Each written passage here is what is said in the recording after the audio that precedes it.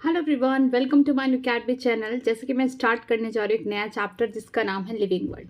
ये चैप्टर थोड़ा सा बड़ा है बट बोल सकती हूँ कि क्वेश्चन अगर आएगा तो एक ही आएगा और कहाँ से आएगा वो भी बता दूंगी। तो चलिए स्टार्ट करते हैं। उससे पहले चैप्टर को स्टार्ट करने से पहले चलिए देखते हैं साइंटिस्ट अर्न्स्ट मेयर के बारे में देख लेते हैं थोड़ा सा। ठीक है, जो अर्न्स्ट मेयर हैं ये बॉर्न कब हुए थे? 5 जुलाई 1904, कैप्टन जर्मनी। ठीक है, एक साइंटिस्ट हैं और ये इन्होंने पढ़ाई कहाँ से की है? Harvard University of the evolutionary biologist. इनको कहा जाता है Darwin of the 20th century. Important है बहुत। ठीक है, ये जो भी उस टाइम के 100, अगर हम बोल सकते हैं 100 साइंटिस्ट हैं तो उनमें से एक ये थे और हमेशा हैं, अभी भी हैं। ठीक है, मेयर ज्वाइन किए थे हार्वर्ड फैकल्टी ऑफ आर्ट और साइंस कब? 1953 में और रिटायर हुए 1975 में।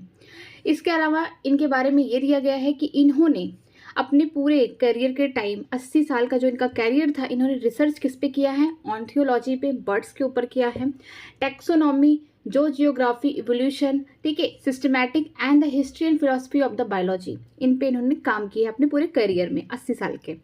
इसके अलावा अगर हम बात करते हैं जो ओरिजिन ऑफ स्पीसीज हैं, स्पीसीज के बारे में अच्छे से कौन डिस्क्राइब किया? अकेले, सिंगली हैंडेड यहाँ पे लिखा है, इसका मतलब इन्होंने अकेले काम किया है स्पीसीज के बारे में, अर्न्स्ट मेयर ने। ठीक है, इनको कई सारे अवार्ड्स मिले हैं, इन्हें 3 प्राइजेस मिले हैं। जैसे इन्हें कहा जाता है triple crown of biology, biology से इनको 3 प्राइजेस मिले हैं। देखिए, पहला है बाल्जन प्राइज इन 1983, पहला प्राइज इनको मिला। दूसरा international prize for the biology in 1994 में and the Crafoord prize in 1999 में। ठीक है, इनको 3 प्राइजेस मिले हैं, इसीलिए इनको कहा जाता है ट्रिपल क्राउन ऑफ बायोलॉजी। फिर इनकी डेथ कब हो गई? जब ये 100 साल के हो गए तब इनकी डेथ हो गई है। ठीक है, कब हुआ है? ईयर 2004 में। जन्म भी हुआ था कब? 904 में, डेथ भी हो गई 2004 में। चलिए स्टार्ट करते हैं आज अपना टॉपिक जिसका नाम है व्हाट इज लिविंग। ये जो पहला पैराग्राफ है इसको कुछ पढ़ने की जरूरत नहीं है, कुछ यहाँ से नहीं आता, बेकार है ये। तो चलिए स्टार्ट करते हैं। What is living? लिविंग है क्या? अब एनसीईआरटी कैसे डिफाइन करती है कि लिविंग कौन है, नॉन लिविंग कौन है, उसको स्टार्ट करते हैं। When we are trying to define living, we conventionally look for the distinct characteristic exhibited by the living organism। जब हम लिविंग ऑर्गेनिज्म के बारे में बात करते हैं कि कोई चीज़ लिविंग है, किसमें जान है, तो हम उसके कुछ कैरेक्टरिस्टिक देखते हैं कि अच्छा, जो मेरे अगल बगल जो किताबें हैं, जो ये चेयर है, ये तो नॉन लिविंग है क्योंकि ये चल नहीं पा रही हैं। अगर मैं किसी इंसान को देखूं, इवन मैं इंसेक्ट को भी देखूं, वो क्या कर रही है? मूव कर रही है, सांस ले रही है। मीन्स बोल सकते हैं कि वो क्या कर रही है? रिस्पायरेशन कर रही है, ब्रीथिंग कर रही है। ठीक है, तो इससे हम क्या देखते हैं? जनरल कैरेक्टरिस्टिक जो होता है, जो एक लिविंग ऑर्गेनिज्म शो करता है, उससे क्या करते हैं? नॉन लिविंग और लिविंग को डिफ्रेंशिएट करते हैं। Growth, reproduction and ability to sense environment and mount a suitable response came to our mind immediately as a unique feature of the living organism। ठीक है, अगर हम किसी भी लिविंग ऑर्गेनिज्म को देखते हैं तो हम उसके ग्रोथ को देखते हैं, रिप्रोडक्शन को देखते हैं, साथ में एबिलिटी टू सेंस इन्वायरमेंट की इन्वायरमेंट में अगर कुछ चेंजेस हो रहा है तो उसके अंदर किस तरीके से बोल सकते हैं, कैसे उसके अंदर चेंज आ रहा है, कैसे उसके अंदर रिस्पॉन्स आ रहा है किसी भी स्टिमुलस से। ओके, ये सारी चीज़ें हमारे दिमाग में तुरंत आती है जब हम किसी लिविंग ऑर्गेनिज्म को देखते हैं। और हमको कब देखते हैं ये सारी चीज़ें? जब हमको डिफ्रेंशिएट करना होता है नॉन लिविंग ऑर्गेनिज्म से। आगे देखते हैं। One can add a few more feature like metabolism, ability to self replicate, self organise, interact and emergence to this list. इसके अलावा और भी कुछ फीचर्स हैं लिविंग ऑर्गेनिज्म के, जैसे मेटाबॉलिज्म, बॉडी में हमेशा केमिकल रिएक्शन होता रहता है। ठीक है, जिसकी वजह से वो लिविंग स्टेट में है। ठीक है, दूसरा है एबिलिटी टू सेल्फ रेप्लिकेट, अपने आप को क्या करते हैं? रेप्लिकेट करते रहते हैं। सेल्फ रेप्लिकेट का मतलब उनके बॉडी में जितने भी सेल हैं वो क्या करते हैं? रेप्लिकेट करते रहते हैं। सेल्फ ऑर्गेनाइज्ड, ठीक है, वो अपने आप को क्या करते हैं? सेल्फ ऑर्गेनाइज्ड करते हैं। इंट्रैक्ट एंड इमरजेंस, इमरजेंस ऐसी प्रॉपर्टी क्या होती है? जब ढेर सारे सेल एक साथ जुड़ जाते हैं, काम उनका क्या हो जाता है? टिश्यू जैसा। ठीक है, अगर हम किसी ऑर्गन की बात करते हैं, ऑर्गन किससे बना है? ढेर सारे टिश्यू जब एक साथ इकट्ठा हुए होंगे तब वो जाके ऑर्गन जैसा फंक्शन कर रहे होंगे। तो ये क्या है? इंट्रैक्ट, इमरजेंस, इनसे एक नई प्रॉपर्टी जनरेट हो जाती है। ठीक है, let us try to understand each of this. अब हम एक एक करके इनको समझने की कोशिश करते हैं। ऑल लिविंग ऑर्गेनिज्म ग्रो, जितने भी लिविंग ऑर्गेनिज्म है सब क्या करते हैं? ग्रो करते हैं। Increase in mass, increase in number of individual are the twin characteristic of the growth. अगर पूछा जाए ट्विन्स कैरेक्टरिस्टिक ग्रोथ के कौन से हैं? ठीक है, पहला इंक्रीज इन मास, अगर मास में इंक्रीजमेंट हो रहा है, कोई मोटा हो रहा है, ठीक है, तो क्या हो रहा है? उसके अंदर ग्रोथ हो रही है। Increase in number, number in the sense कि हम बोल सकते हैं उसके बॉडी में सेल का नंबर बढ़ रहा है। ठीक है। तो ये भी क्या है, ग्रोथ है। तो ये दो ट्विन्स कैरेक्टरिस्टिक ग्रोथ की क्या है, मास का बढ़ना और नंबर का बढ़ना। अब multicellular organism grow by cell division. अगर कोई मल्टीसेलुलर ऑर्गेनिज्म है वो किस तरीके से ग्रो कर रहा है, उसके बॉडी में हमेशा सेल डिवीजन हो रहा है, उससे कर रहा है। In plant this growth by cell division occur continuously throughout their life span. अगर हम प्लांट्स की बात करें, जो ग्रोथ हो रहा है सेल डिवीजन के थ्रू, इनकी पूरे लाइफ टाइम होता है, ठीक है। ये हमेशा क्या करते रहते हैं, सेल डिवीजन करते रहते और इनमें क्या होता है, ग्रोथ होता रहता है कंटिन्यूअसली। क्यों होता है, क्योंकि हमको पता है इनके पास क्या है, मेरिस्टेमेटिक टिश्यू है, जो क्या करते हैं, हमेशा सेल डिवीजन करते हैं और पूरे लाइफ टाइम तक क्या करते हैं, ग्रोथ शो करते हैं। In animal this growth can be seen only up to a certain age. अगर हम एनिमल्स की बात करते हैं कि जो ग्रोथ होगा, हाइट जो बढ़ रही है, ठीक है, ये क्या होता है, एक ही सर्टेन स्टेज तक होता है, मीन्स एक टाइम तक होता है। इसके बाद वो जीवन भर लंबे नहीं होते रहते, हाइट बढ़ती नहीं है जीवन भर। हाँ, उनका ग्रोथ होता है, ऑब्वियसली होता है बाद में, लेकिन मास के फॉर्म में होता है, नंबर के फॉर्म में नहीं होगा। However, cell division occur in certain tissue to replace lost cell. ठीक है, सेल डिवीजन वहाँ पे भी होता है जहाँ पे टिश्यू क्या हो गए, इंजर्ड हो गए हैं, या फिर वहाँ पे डेथ हो गई है सेल्स की, तो वहाँ पे भी क्या होता है, ग्रोथ होता है। किसके थ्रू होता है, सेल डिवीजन के थ्रू होता है। Unicellular organism grow by cell division. जो यूनिसेलुलर ऑर्गेनिज्म है, जैसे हम बात करें मोनेरा की या प्रोटिस्टा की, उनमें जो यूनिसेलुलर ऑर्गेनिज्म है ये भी ग्रो करते हैं सेल डिवीजन करके। ठीक, one can easily observe this in a vitro culture by simply counting the number of the cell under the microscope। अगर आपको देखना है कि सेल डिवीजन किस तरीके से हो रहा है, तो आप जाइए लैब में, एक कल्चर करिए, मिस टेस्ट ट्यूब लीजिए, वहाँ पे आप कोई भी लिविंग ऑर्गेनिज्म रख दीजिए, कुछ टाइम बाद देखेंगे वो 1 से 2 हो गए, 2 से 4 हो गए, 4 से 8 हो गए, मीन्स वो सेल डिवीजन कंटिन्यूअसली करते रहेंगे। Okay, in majority of the higher animals and plant growth and reproduction are mutually exclusive event. ये बहुत इंपॉर्टेंट लाइन है कि अगर हम मेजॉरिटी ऑफ हायर प्लांट्स और एनिमल्स की बात करते हैं, हायर प्लांट्स में कौन हो गए, एंजियोस्पर्म्स हो गए, ठीक है, एनिमल्स में कौन हो गए, जितने भी मैमल्स वगैरह, इन सब में अगर हम बात करते हैं, तो जो ग्रोथ और रिप्रोडक्शन है ये क्या म्यूचुअली एक्सक्लूसिव इवेंट है। मतलब कि अगर हम यूनिसेलुलर ऑर्गेनिज्म की बात करेंगे, अमीबा की बात कर रहे हैं, वो क्या करता है, बाइंडरी फ्यूजन करता है, 1 से 2 बन जाते हैं। यहाँ पे क्या हो रहा है, सेल भी 2 हो गए, ठीक है, सेल डिवीजन भी हो रहा है यहाँ पे, और इनका बोल सकते हैं कि यहाँ पे रिप्रोडक्शन भी हो रहा है। तो जो भी बोल सकते हैं कि जो सेल ग्रोथ है या फिर रिप्रोडक्शन है, दोनों ही क्या इंक्लूसिव है। मतलब या तो सेल ग्रोथ भी इसको बोल सकते हैं जो सेल डिवीजन हो रहा है, या फिर हम बोल सकते हैं रिप्रोडक्शन हो रहा है, तो दोनों ही क्या इंक्लूसिव है। लेकिन अगर हम हायर प्लांट्स की बात करते हैं तो सेल डिवीजन एक अलग हो जाएगा, रिप्रोडक्शन क्या हो जाएगा, अलग हो जाएगा। ठीक है, one must remember that increase in body mass is consider as growth. आप ये मत भूलिए कि जो अगर बॉडी मास में भी किसी का अगर ग्रोथ हो रहा है तो वो भी क्या है, ग्रोथ का कैरेक्टरिस्टिक है। मतलब कि हम बोल सकते हैं कि कोई किसी का वेट बढ़ता जा रहा है, उसकी हाइट नहीं बढ़ रही बट वेट बढ़ रहा है, वो भी क्या है, ग्रोथ है। ठीक है, यहाँ पे देखिए, non living object also grow if we take increase in body mass as a criteria for the growth. अगर नॉन लिविंग ऑर्गेनिज्म की बात करते हैं, वो भी क्या होते हैं, ग्रो करते हैं। हाँ, अगर आप देखेंगे बड़े बड़े माउंटेन्स, उनके ऊपर प्लांट्स आ जाते हैं, फिर कुछ टाइम बाद वहाँ पे ढेर सारी मिट्टी या फिर बोल सकते हैं बहुत सारी चीज़ें डिपॉजिट हो जाती है वहाँ पे, तो क्या हो रहा है, उनका मास बढ़ रहा है आउटसाइड, तो भी क्या है, इसको बोलेंगे एक क्राइटेरिया है किसकी, ग्रोथ की। ओके, आगे देखते हैं इनका एग्जाम्पल दिया, mountains, boulders and the sand mounds do grow. क्योंकि इनके ऊपर क्या होता है, अकुमुलेशन होता रहता है मटेरियल्स का, तो ये भी क्या करते हैं, आउटसाइड, बाहर से ही क्या दिखाते हैं, ग्रोथ शो करते हैं। क्योंकि हम जानते हैं कि ग्रोथ का जो कैरेक्टरिस्टिक है किसी भी ऑर्गेनिज्म का, वो क्या है, 2 है। पहला बोल सकते हैं कि अगर इंक्रीज हो रहा है बॉडी में नंबर, वो दूसरा बॉडी का मास। तो इनमें तो नंबर नहीं बढ़ रहा है, ठीक है, जितने भी नॉन लिविंग थिंग है, लेकिन इनका मास बढ़ रहा है, इनके ऊपर क्या एक्यूमुलेट हो रही हैं चीज़ें, तो ये भी क्या है, ग्रोथ शो कर रहे हैं। आगे देखते हैं, however this kind of the growth exhibited by non-living object is by accumulation of material on the surface। जितने भी नॉन लिविंग ऑर्गेनिज्म हैं उनके ऊपर जो ढेर सारे मटेरियल एक्यूमुलेट हो जाते हैं, इकट्ठे हो जाते हैं, जिनकी वजह से इनका मास बाहर से बढ़ जाता है, ये भी क्या है, क्राइटेरिया है ग्रोथ की। In living organism growth is from inside. Very important line है कि अगर हम लिविंग ऑर्गेनिज्म की बात करते हैं, जो ग्रोथ होता है वो अंदर से होता है, इनसाइड से होता है, क्योंकि सेल डिवीजन होगा, फिर अंदर से हमारे अंदर ग्रोथ होगा। ठीक है, growth therefore cannot be taken as defining property of living organism। इसी कारण ग्रोथ को हम बोल सकते हैं एक डिफाइनिंग प्रॉपर्टी नहीं है किसी लिविंग ऑर्गेनिज्म की। क्योंकि अगर हम लिविंग ऑर्गेनिज्म में देखेंगे तो ग्रोथ तो अंदर से हो रहा है, इंक्रीज इन नंबर भी बढ़ रहा है और बाहर से देखेंगे मास भी बढ़ रहा है। लेकिन नॉन लिविंग ऑब्जेक्ट की बात करेंगे, उनके ऊपर भी जब मटेरियल इकट्ठा हो जाते हैं, वहाँ पे भी क्या होता है, उनका भी मास बढ़ जाता है। तो यहाँ पे एक क्राइटेरिया ये भी दिखा रही है कि नॉन लिविंग ऑब्जेक्ट भी क्या करते हैं, ग्रोथ शो करते हैं, ग्रो करते हैं, जिसकी वजह से हम ग्रोथ को ये नहीं कह सकते कि डिफाइनिंग प्रॉपर्टीज है किसकी, लिविंग ऑर्गेनिज्म की। ठीक है, आगे देखते हैं। Conditions under which it can be observe in all living organism have to be explain and then we understand that it is a characteristic of living system. A dead organism do not grow. ठीक है, अगर ये सारी जो condition इनको अगर हम और सभी लिविंग ऑर्गेनिज्म में देखेंगे तो ये हमको लगेगा कि ये पूरा सिर्फ एक कैरेक्टरिस्टिक है। ठीक है, ये पूरा हम बोल सकते हैं कि डिफाइनिंग प्रॉपर्टी नहीं है, कि एकदम जो चीज़ें सिर्फ लिविंग ऑब्जेक्ट में या लिविंग ऑर्गेनिज्म में हो रही है वो किसी नॉन लिविंग ऑब्जेक्ट या नॉन लिविंग थिंग्स में नहीं हो रही है। ठीक है, तो ये क्या है, बस एक कैरेक्टरिस्टिक है। एक खास बात ये लिखी कि जो भी डेड ऑर्गेनिज्म होंगे वो ग्रोथ शो नहीं करेंगे। ठीक है, आगे देखते हैं। Reproduction like wise a characteristic of the living organism. Reproduction में क्या है, बस कैरेक्टरिस्टिक है किसकी, लिविंग ऑर्गेनिज्म की। मतलब ये डिफाइनिंग प्रॉपर्टीज नहीं है लिविंग ऑर्गेनिज्म की। यहाँ पे भी आपको एक्सेप्शन देखने को मिल जाएगा।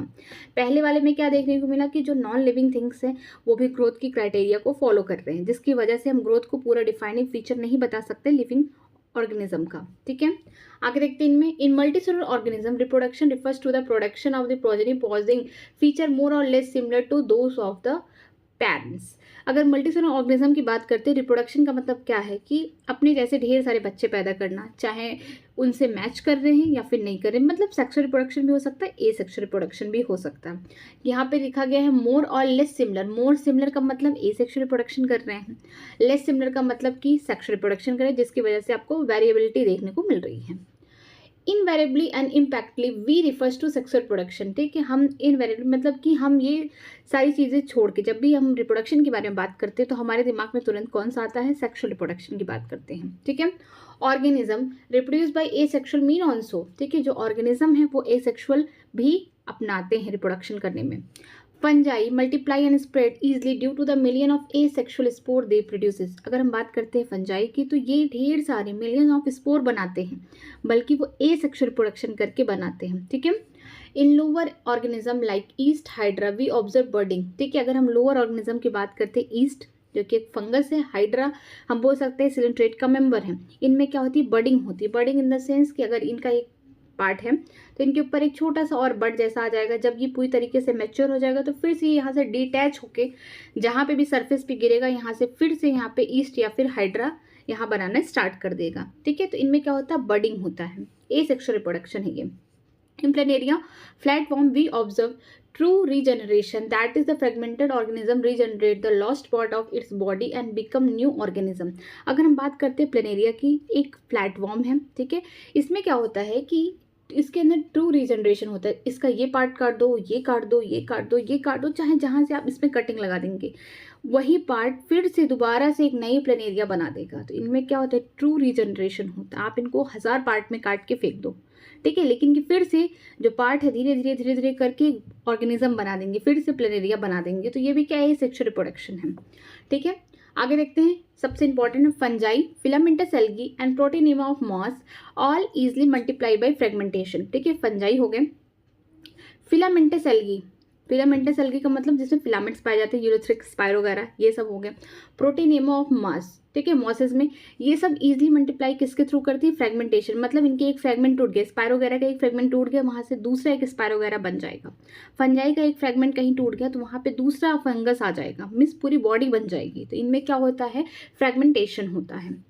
When it comes to unicellular organism like bacteria, unicellular algae or amoeba, reproduction is synonymous with growth, that is increase in number of the cell। अगर हम unicellular organism के पास आते हैं, जैसे बैक्टीरिया हो गया, यूनिसेलुलर एल्गी हो गया, ठीक है, और अमीबा हो गया, इनमें हम देखेंगे कि जो ग्रोथ है वो किस तरीके से दिखा रहा है कि इनका नंबर तो बढ़ रहा है, साथ में रिप्रोडक्शन भी कर रहे हैं। तो ये क्या इंक्लूसिव है, एक दूसरे का बोल सकते हैं पर्यायवाची है कि अगर ग्रोथ की बात किया जाएगा तो ये रिप्रोडक्शन जैसा भी काम करते हैं। अमीबा क्या करेगा, 1 से 2 बन जाएगा, तो हम इसमें देखेंगे 1 से 2 सेल हो गए। टेस्ट ट्यूब में अगर देख रहे हैं तो 1 से 2 सेल हो गए, ठीक है, लेकिन बाहर भी देखेंगे तो ये क्या हो रहा है, रिप्रोडक्शन भी कर रहा है। तो ये क्या है, दोनों ही अगर यूनिसेलुलर ऑर्गेनिज्म की बात करेंगे, ग्रोथ और रिप्रोडक्शन दोनों ही क्या एक दूसरे के बोल सकते हैं कि पर्यायवाची हैं। ठीक है, आगे देखते हैं। We have already defined the growth as equivalent to the increase in number and mass. हम पहले से ही जानते हैं कि ग्रोथ क्या है, increase in number, increase in mass, ये क्या है, ग्रोथ की कैरेक्टरिस्टिक है। Hence we notice that in single cell organism we are not very clear about the usage of these two term growth and reproduction। हम एक चीज देख सकते हैं, जो सिंगल सेल ऑर्गेनिज्म है, ठीक है, उनमें जो ग्रोथ और रिप्रोडक्शन है हम दोनों को क्लियरली डिफ्रेंशिएट नहीं कर सकते हैं। ठीक है, हमको लगेगा कि अगर अमीबा 1 से 2 बन रही है तो इसका मतलब वो रिप्रोडक्शन कर रही है, नहीं, रिप्रोडक्शन के साथ साथ इनका सेल भी क्या हो रहा है, बढ़ रहा है।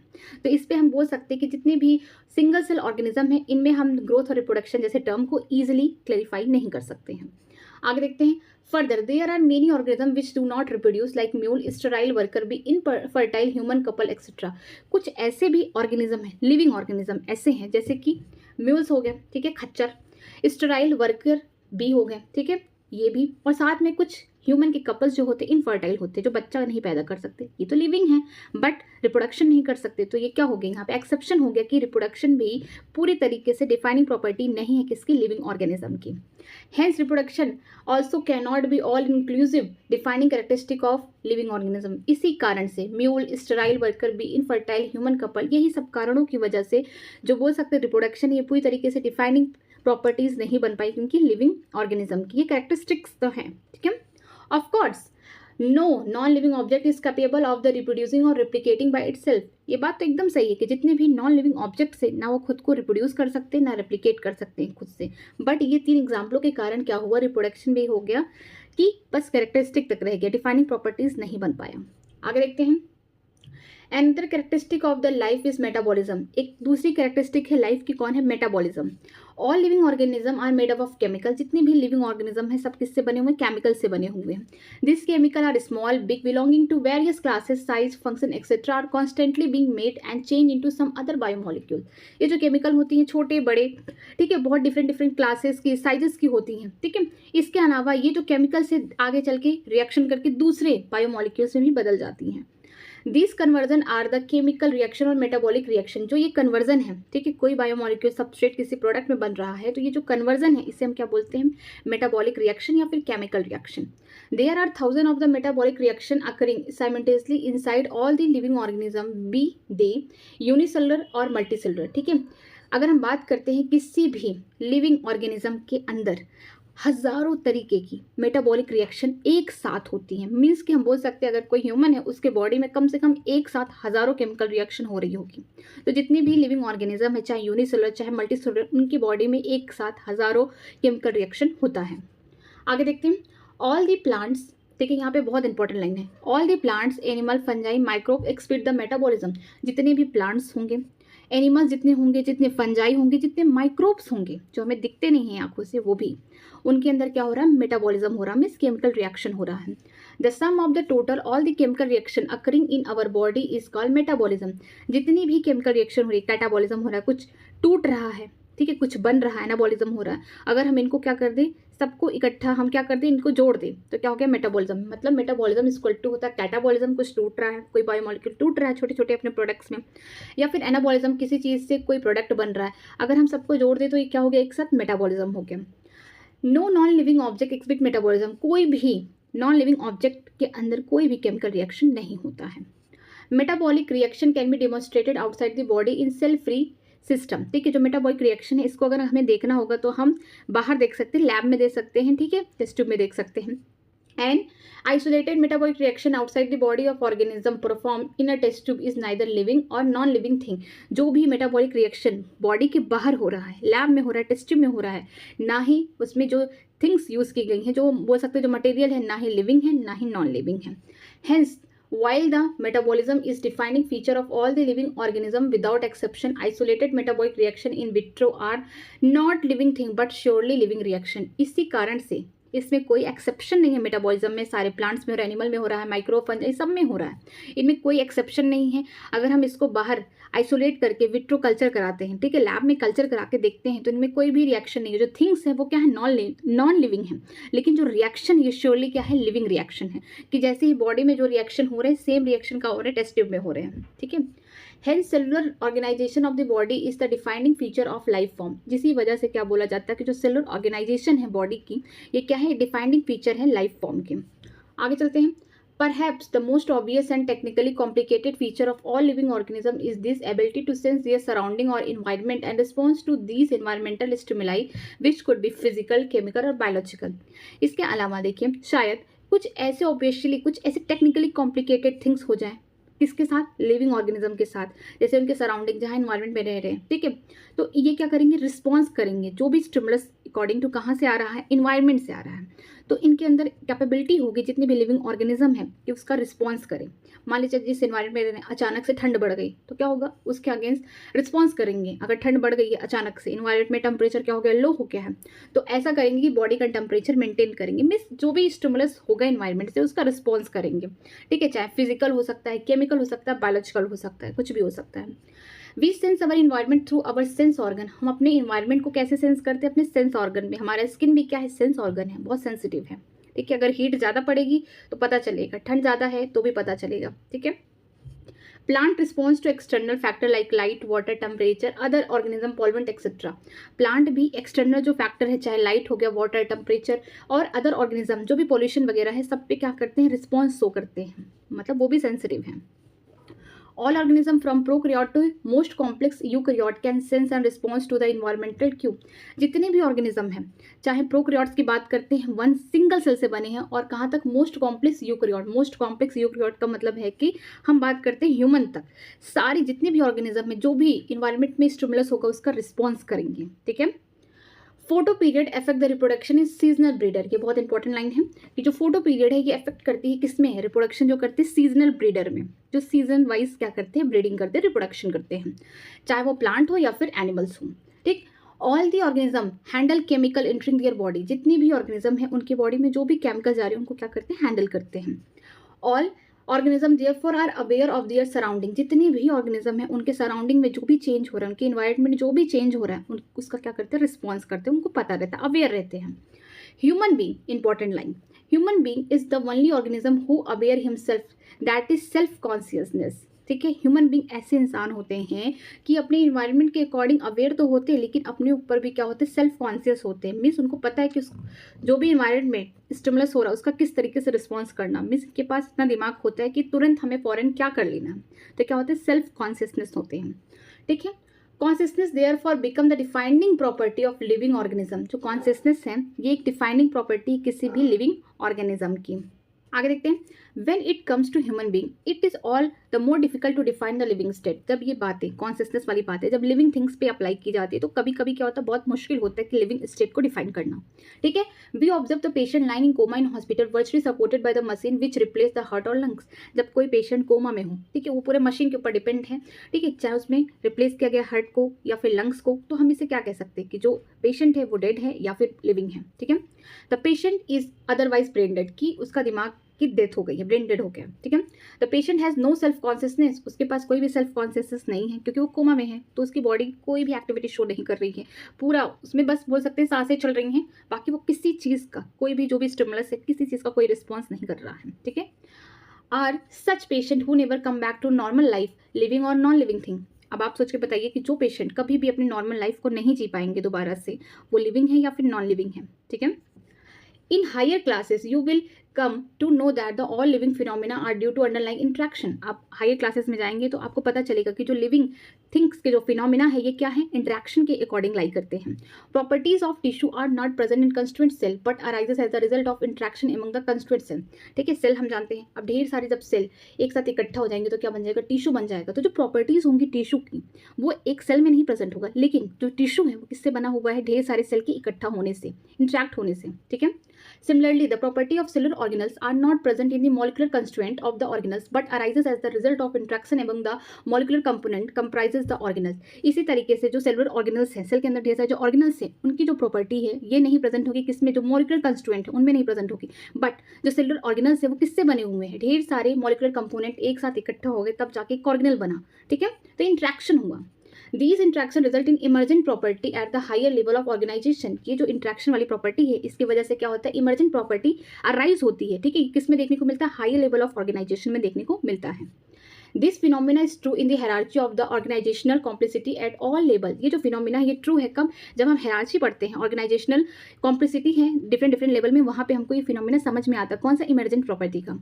Therefore we can say that the living organism are self replicating, evolving, self regulating, interactive। System capable of responding to external stimuli, ठीक है। इसी कारण से जो भी लिविंग ऑर्गेनिज्म है ये क्या है, सेल्फ रिप्लिकेटिंग है। इनकी बॉडी में जितने भी सेल हैं अपने आप को रेप्लिकेट करते रहते हैं, सेल्फ इवॉल्विंग है, अपने आप को इवॉल्व करते रहते हैं, सेल्फ रेगुलेटिंग है, मतलब कि अपने आप रेगुलेट करते रहते हैं। मीन्स हम बोल सकते हैं कि जितनी भी बॉडी में केमिकल रिएक्शन है, मेटाबॉलिज्म चल रहा है, जिसकी वजह से ऑर्गेनिज्म क्या है, सर्वाइव कर रहा है, ठीक है। तो ये सारी जो प्रॉपर्टीज है, self replicating, evolving, self regulating, किसकी वजह से आ रहा है, इंटरैक्टिव सिस्टम की वजह से आ रहा है। जैसे टिश्यू में जो प्रॉपर्टी है वो सेल में नहीं है, लेकिन सेल ढेर सारे इकट्ठा होकर टिश्यू बना रहे हैं, ठीक है। तो बोल सकते हैं कि यहाँ पे क्या हो रहा है, ढेर सारा इंटरेक्शन हो रहा है यहाँ पे सेल का, जिसकी वजह से टिश्यू बन रहा है, लेकिन प्रॉपर्टीज तो डिफरेंट है दोनों की, ठीक है। आगे देखते हैं, biology is the story of the life on the earth. Biology एक कहानी है, कहाँ पे, अर्थ पे, किस तरीके से जीवन आया अर्थ पे। Biology is the story of evolution of the living organism on the earth. Biology एक कहानी है, किस तरीके से लिविंग ऑर्गेनिज्म इवॉल्व हुए, कहाँ से आए और कैसे कैसे अपने आप को धीरे धीरे इवॉल्व करते गए अर्थ पे, ठीक है।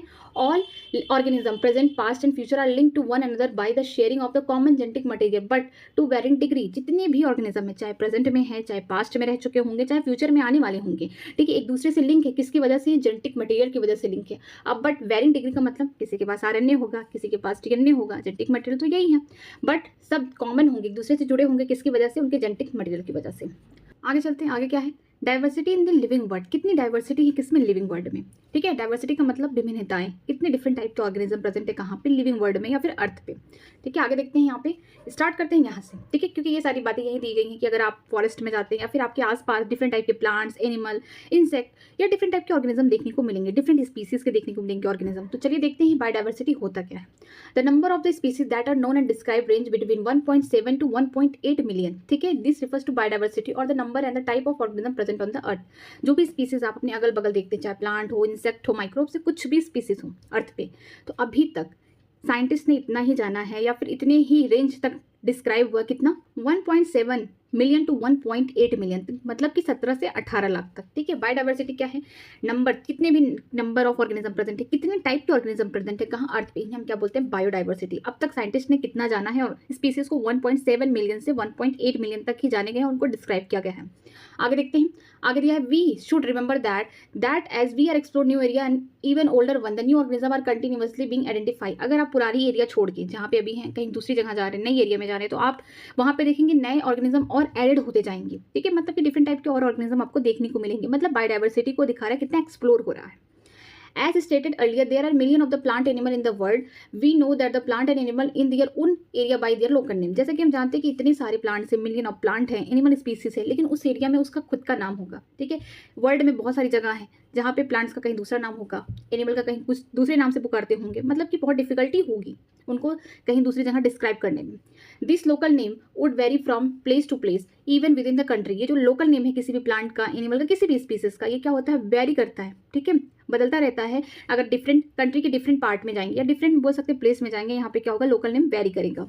Probably you would recognise that the confusion that would be created if we did not find way and means to talk to each other to refer the organism we are talking about. इसके कारण आपको difficulty हो सकती है कि आप किस organism के बारे में बता रहे हैं। लोकल नेम कहीं कुछ होगा, ठीक है, कहीं पे पंपकिन बोला जाता होगा कद्दू को, कहीं पे कुछ और बोला जाता होगा, किसी एरिया में कुछ और लोकल नेम से बोला जाता होगा, कितनी डिफिकल्टीज हो रही होंगी। तो इस डिफिकल्टी को खत्म करने के लिए कुछ अब इनके लिए भी सोचा गया, देखिए। Hence, there is need to be standardize the name of the living organism such that the particular organism is known by the same name all over the world. This process is called nomenclature. ठीक है, कि ये जो difficulties हैं, जो local name है हर जगह, country के दूसरे पार्ट में जाएंगे तो इसका लोकल नेम बदलता रहेगा, तो लोगों में क्या हो गया, कन्फ्यूजन हो गया कि बात किसके बारे में की जा रही है। तो जिसकी वजह से अब जितनी भी लिविंग ऑर्गेनिज्म जिनको साइंटिस्ट ने आइडेंटिफाई कर लिया, अब उनको डिस्क्राइब करने जा रहे हैं। डिस्क्राइब इन द सेंस कि अब उनका भी नॉमेनक्लेचर करने जा रहे हैं, कि एक नाम ऐसा रखेंगे जो all over the world same नाम से पुकारा जाएगा, कोई कन्फ्यूजन नहीं होगा, ठीक है। इसको हम क्या बोलेंगे, इस प्रोसेस को, nomenclature. Obviously, nomenclature or the naming is only possible when organism is described correctly and we know what organism the name is attached to. This is called identification. Nomenclature से पहले हम उस ऑर्गेनिज्म के बारे में जान जाए कि उसके कैरेक्टरिस्टिक क्या है, ठीक है, कि हम उसका नाम किस अकॉर्डिंग रख सकते हैं। पहले हम उसको आइडेंटिफाई करेंगे, फिर क्या होगा, नॉमेनक्लेचर होगा। तो इस प्रोसेस को क्या कहते हैं, आइडेंटिफिकेशन। मतलब कि पहले हम उसके कैरेक्टर्स को देखेंगे, ठीक है, ये नाम रखना सही है कि नहीं, सारी चीज़ें जब देख लेंगे, जो भी पॉसिबली अटैच, जो भी नेम लग रहा है किसका नाम रहना चाहिए, तो फिर बाद में उसका नॉमेनक्लेचर कर देंगे। In order to facilitate the study, the number of the scientists have stabilized the procedure to assign a scientific name to each known organism. ठीक है, इस कारण जो भी फैसिलिटीज़ हैं इसके ऊपर स्टडी किया गया, ढेर सारे साइंटिस्ट आए, एक जगह इकट्ठा हुए, ठीक है। किसी मान लीजिए आम का नाम रखना है, तो जो मैंगो है उसके बहुत सारे कैरेक्टर्स देखे गए, उनको आइडेंटिफाई किया गया, कहाँ किस क्लास से है, क्या क्या प्रॉपर्टीज़ है, सब कुछ देखा गया। फिर बाद में क्या होता है, नॉमेनक्लेचर होता है। एक इंसान तो कर नहीं पाएगा, कई लोग जब एक काम के ऊपर कंट्रीब्यूट करेंगे तब हमको ढेर सारे उसकी जितनी भी प्रॉपर्टीज़ है, जितनी भी उसके कैरेक्टरिस्टिक है, तब पता चलेगा, तब उनका क्या होगा, नॉमेनक्लेचर होगा, ठीक है। This is acceptable to biologist all over the world. जितने भी बायोलॉजिस्ट थे पूरे वर्ल्ड में, उन्होंने कहा हाँ ये बात सही है, जितने भी ऑर्गेनिज्म हैं, चाहे प्लांट हो, चाहे एनिमल हो, चाहे कोई भी स्पीसीज के ऑर्गेनिज्म हो, उनका एक स्पेसिफिक नाम रखा जाए जो पूरे दुनिया में एक नाम से पुकारा जाए, जिससे सारी कन्फ्यूजन क्या हो जाए, दूर हो जाए। अब लोकल नेम लोग रखते हैं तो उनको छोड़ते हैं, हम एक उनका साइंटिफिक नेम रखते हैं। हम तो साइंटिस्ट हैं, हमको पता है कि कौन से प्लांट के ये प्रोडक्ट हैं, कौन से बोल सकते हैं ये एनिमल है, ठीक है, क्या क्या इसकी कैरेक्टरिस्टिक है। तो हम क्या कर सकते हैं, इनका खुद से नेम रखते हैं जो ऑल ओवर द वर्ल्ड क्या हो, सेम हो, ठीक है। आगे देखते हैं, आगे क्या लिखा, फॉर प्लांट्स। प्लांट्स के बारे में बात की गई है। Scientist name are based on the agreed principle criteria which are provided in international code for botanical nomenclature ICBN, ठीक है। साइंटिस्ट ने नेम किसके अकॉर्डिंग रखा, कौन सी प्रिंसिपल, कौन सी क्राइटेरिया थी, ICBN। ये फुल फॉर्म बहुत इंपॉर्टेंट है, एग्जाम में आता है, मैं पहले बता रही हूँ। ICBN का मतलब है इंटरनेशनल, इंडियन मत सोचना, इंटरनेशनल लेवल पे देखा गया है, क्योंकि वर्ल्ड के लेवल पे नाम रखा जा रहा है। तो international code for botanical nomenclature, ये फॉर भी देख लेना, ठीक है। अब देखते हैं एनिमल्स के लिए। You may ask how the animals name. अब ये सोचेंगे प्लांट्स का तो हो गया, अब एनिमल का कैसे नाम रखा गया। Animal taxonomist have involve the international code of geological nomenclature ICZN। ये फुल फॉर्म भी इंपॉर्टेंट है, ICZN, I for international code of यहाँ पे है, ठीक है, एनिमल में जियोलॉजिकल नॉमेनक्लेचर। जो भी होगा इनके अंदर किसी भी एनिमल का नाम रखना है तो उसके कितने कैरेक्टरिस्टिक है, सब कुछ जितने भी क्राइटेरिया इनके अंडर होगा। और जो प्लांट्स के नाम रखने हैं, क्या क्या प्रिंसिपल, क्या क्या क्राइटेरिया, ये डिसाइड करेंगे ICBN वाले, ठीक है। The scientific name ensure that each organism has only one name. जो साइंटिफिक नेम है उसने एक बात कह दिया कि अगर किसी भी प्लांट या एनिमल का नाम रख गया तो एक ही नाम होगा ऑल ओवर द वर्ल्ड। दूसरा किसी भी प्लांट या एनिमल का नाम सेम नहीं रखा जाएगा, तो जिसका होगा एक नाम होगा। आगे देखते हैं, description of any organism should enable the people in any part of the world to arrive the same name, ठीक है। उनके बारे में जो भी ऑर्गेनिज्म को डिस्क्राइब करेंगे, नेम करेंगे, नॉमेनक्लेचर करेंगे, उसके बारे में पूरी अच्छे से डिस्क्रिप्शन देंगे ताकि सेम नेम से ऑल ओवर वर्ल्ड वो पहचाना जाए या जाना जाए। They also ensured that such a name has not been used for any other organism। इस बात को भी इन्होंने इंश्योर किया कि जो एक बार आम का नाम मैंगीफेरा इंडिका हो गया तो अब कोई भी आम जैसा या आम की जैसा कोई भी कैरेक्टर दिखा रहा है, कोई भी प्लांट, ठीक है, या कोई भी फ्रूट, तो आप उसका नाम नहीं रख सकते हैं। जो भी आपने एक बार नाम रख दिया किसी भी ऑर्गेनिज्म का, चाहे प्लांट हो चाहे एनिमल हो, अब दूसरे का नाम नहीं रखा जाएगा। इस बात के लिए भी इंश्योरिटी दी। आगे देखते हैं, biologist follow universally accepted principle to provide the scientific name to be known organism. Biologist ने यूनिवर्सली मींस पूरे यूनिवर्स में एक्सेप्ट किया कि जो भी प्रिंसिपल, जो भी क्राइटेरिया लग रहे हैं किसी भी साइंटिफिक नेम को बनाने में, किसी भी ऑर्गेनिज्म को, ये यूनिवर्सली एक्सेप्टेड होगा। ऐसा नहीं होगा कि ये बात इस कंट्री में मानी जा रही है, दूसरे कंट्री में ये नहीं कह रहे कि इस आम का नाम ये नहीं होगा, कुछ और नाम रखेंगे, ऐसा नहीं, ये पूरे यूनिवर्स पे लागू होगा। Each name has two component. हर नाम का, हर साइंटिफिक नेम का दो कंपोनेंट होगा। पहला द जेनरिक नेम, मतलब उसका जीनस कैसा है। दूसरा है स्पेसिफिक एपिथेट या फिर स्पीसीज का नाम। This system provide a name of two component is called binomial nomenclature. ये जो सिस्टम है इसने नाम में दो कंपोनेंट रखे हैं। पहला क्या है, जेनरिक नेम हो गया, जीनस हो गया, दूसरा स्पेसिफिक एपिथेट या फिर स्पीसीज हो गया। तो इसी वजह से क्या हुआ, इसके दो कंपोनेंट हो गए, इसीलिए बोला गया है binomial nomenclature. This naming system given by Carolus Linnaeus is being practiced by a biologist all over the world। ये जो नॉमेनक्लेचर है, बाइनोमियल नॉमेनक्लेचर, किसने दिया था, कैरोलस लिनियस ने दिया था, ठीक है, जो कि पूरे वर्ल्ड में एक ही नाम से जाना जाएगा। कि किसी भी साइंटिफिक नेम में अगर आपको दो कंपोनेंट देखने को मिल गए, एक हो गया जेनरिक नेम, दूसरा हो गया स्पेसिफिक एपिथेट, तो हम क्या बोलेंगे, बाइनोमियल नॉमेनक्लेचर, जो किसने दिया है, कैरोलस लिनियस ने दिया है। This naming system using two word format was found conventional, ठीक है। इस नेमिंग में क्या है, दो वर्ड के फॉर्मेट यूज किए गए हैं, जिसकी वजह से थोड़ा ही कन्वेंशनल है। Let us take example of mango to understand the way of providing the scientific name better, ठीक है। अब हम एग्जांपल लेंगे मैंगो का, किस तरीके से नाम रखा गया, किस तरीके से इसका साइंटिफिक नेम दिया गया है। The scientific name of mango is written as the Mangifera indica, ठीक है। जो साइंटिफिक नेम मैंगो का है क्या, मैग्नीफेरा इंडिका है। दो कंपोनेंट हो गए, मतलब ये बाइनोमियल नॉमेनक्लेचर किया गया है। मैग्नीफेरा क्या होगा, जेनरिक नेम होगा, जीनस का नाम होगा। इंडिका क्या होगा, स्पीसीज एपिथेट या स्पीसीज के नेम होंगे। Let us see how the binomial name, किस तरीके से बाइनोमियल नॉमेनक्लेचर किया गया है। In this name Mangifera represent the genus while the indica is a particular species और स्पेसिफिक एपिथेट। जो मैग्नीफेरा है ये क्या रिप्रेजेंट कर रहा है, जीनस को रिप्रेजेंट कर रहा है, किस जीनस से आया है, और इंडिका जो है ये स्पेसिफिक एपिथेट या स्पीसीज को रिप्रेजेंट कर रहा है। Other universal rule of the nomenclature are as follows. कुछ यूनिवर्सल रूल हैं जो कोई भी नॉमेनक्लेचर किसी भी बोल सकते हैं, चाहे प्लांट चाहे एनिमल का जो भी नाम रखा गया साइंटिफिक नेम, उसको फॉलो करना पड़ेगा। ये भी बहुत इंपॉर्टेंट है। ठीक है, पहला क्या है, biological name are generally in Latin and written in italic. जितने भी बायोलॉजिकल नेम होंगे वो कहाँ से आए होंगे, लैटिन से आए होंगे, लैटिन भाषा के नेम है, लेकिन इनको लिखा कैसे जाएगा, इटैलिश, थोड़ा सा टेढ़ा टेढ़ा लिखा जाएगा। ठीक है, दे आर लैटिनाइज और derive from the Latin irrespective of their origin. इनको लैटिनाइज या फिर लैटिन को इसलिए बोला गया क्योंकि इनकी ओरिजिन यहाँ पे है। ठीक है, the first word in biological name represent the genus while the second component denote the specific epithet. जो पहला वर्ड होगा, जैसे यहाँ पे देखिए मैंगिफेरा किसको रिप्रेजेंट कर रहा है, जीनस को, और इंडिका जो होगा वो किसको रिप्रेजेंट करेगा, स्पीसीज को रिप्रेजेंट करेगा। Both the word in biological name when handwritten are separated underline और printed in italic to indicate their Latin origin. जब भी बायोलॉजिकल नेम लिखा जाएगा, अगर सिंपल हैंड से लिख रहे हैं, नॉर्मली कोई भी फ्रंट हम यूज़ नहीं कर रहे हैं, तो हमको क्या करना है, सेपरेट अंडरलाइन कर देना इस तरीके से। ठीक है, लेकिन अगर हम इटैलिश में लिख रहे हैं तो कोई अंडरलाइन नहीं करना, तो सारी चीज़ें इटैलिश में लिखी जाएंगी, जो कि रिप्रेजेंट करेगा कि ये लैटिन से इनकी ओरिजिन हुई है। ठीक है, the first word denote the genus. जो पहला वर्ड होगा डिनोट किससे करेगा, जीनस से। Start with capital letter while the specific epithet start with small letter. ठीक है, जो पहला लेटर होगा ये कैपिटल है। ठीक है, अब यहाँ पे देखिए कि क्या है, रिप्रेजेंट किसको कर रहा है, जीनस को कर रहा है। तो जो पहले वर्ड है जो मैंगिफेरा, इनका जो पहला लेटर है क्या है, कैपिटल है, लेकिन जो दूसरा कंपोनेंट है या दूसरा वर्ड जो है इंडिका है, इसका जो लेटर किससे स्टार्ट हुआ है, स्मॉल लेटर से, तो ये क्या है, स्पीसीज है, इसको रिप्रेजेंट कर रहे हैं। It can be illustrated with the example of mangifera indica. ठीक है, यहाँ पे दो कंपोनेंट हो गए, जीनस स्पीसीज हो गए। अगर हैंड रिटन कर रहे हैं तो सेपरेट अंडरलाइन करेंगे, नहीं तो इटैलिश में लिखेंगे। क्यों, ताकि हम दिखा सकें कि कहाँ है, कहाँ से आए हैं, लैटिन की इनकी ओरिजिन है। इसके अलावा जो पहला कंपोनेंट होगा वो जीनस को रिप्रेजेंट करेगा, जो दूसरा होगा ये स्पीसीज को बताएगा। जो पहले कंपोनेंट का पहला लेटर होगा एम कैपिटल होगा, दूसरे कंपोनेंट का जो आई लेटर इसमें दिया गया है स्पीसीज का जो फर्स्ट लेटर होगा वो कैसा होगा, स्मॉल लेटर होगा। ये इंपॉर्टेंट है। Name of the author appear after the specific epithet that is at the end of biological name and is written in an abbreviated form. Example Mangifera indica lim। ठीक है, जो author जिसने नाम रखा है, जैसे कि मैंगो, मैंगो का नाम क्या रखा गया, मैंगिफेरा इंडिका। ठीक है, लेकिन इसने किसने नाम रखा, नाम रखा है कैरोलस लिनियस ने। तो बताया गया है कि अगर कोई भी बायोलॉजिकल नेम को किसी भी साइंटिस्ट या कोई भी ऑथर उसका नाम लिखता है, तो उसका नाम भी पीछे, उस ऑथर का नाम भी पीछे एब्रिविएटेड फॉर्म में लिखा जाएगा। एब्रिविएटेड फॉर्म में इसलिए लिखा जाएगा क्योंकि उसको शॉर्ट फॉर्म में दिखाना है कि जो भी मैंगो है या फिर मैंगिफेरा इंडिका है, किसने इसका नाम रखा। जो मैंगिफेरा इंडिका है इसके लास्ट में लिन लिखा गया, इसका मतलब कि इसको, इस स्पीसीज को किसने डिस्क्राइब किया है, लिनियस ने किया होगा। It indicate that this species was first describe by Linnaeus. ये बताता है कि जो मैंगिफेरा इंडिका है इस स्पीसीज को सबसे पहले लिनियस ने डिस्क्राइब किया है। आगे चलते हैं। Since it is nearly impossible to study all the living organism, it is necessary to devise some means to make this possible. This process is called classification. ठीक है, अगर इतने सारे ऑर्गेनिज्म हैं, अगर हम सारी स्पीसीज को इस तरीके से नेम करते रहें एक एक को पढ़ के, तो ये भी थोड़ा मुश्किल था।